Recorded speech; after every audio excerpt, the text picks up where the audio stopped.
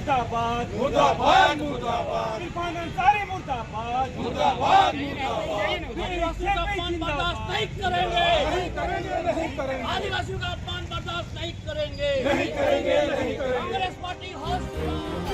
Bharatiya Janata party के ST मोर्चा द्वारा सांची स्थित भारतीय जनता पार्टी के कार्यालय के समक्ष कांग्रेसी विधायक इरफान अंसारी का पुतला दहन कर राज्य के संगठन की सरकार पर निशाना साधा गया। विगत दिनों विधानसभा के मानसून सत्र के दौरान कांग्रेसी विधायक इरफान अंसारी द्वारा बाबूलाल मरांडी के ऊपर तंज कसते हुए आदिवासियों के ऊपर टिप्पणी की थी।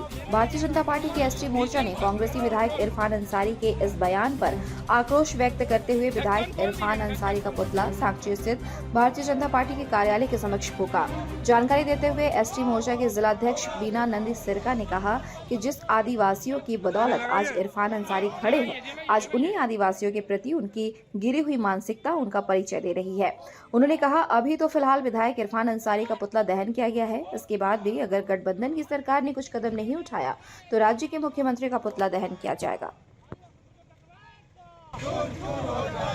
इरफान अंसारी मुर्दाबाद, मुर्दाबाद मुर्दाबाद इरफान अंसारी मुर्दाबाद, मुर्दाबाद मुर्दाबाद इरफान अंसारी पे आदिवासी हरिजन एक्ट लगाना होगा, इरफान अंसारी पे आदिवासी हरिजन एक्ट लगाना होगा।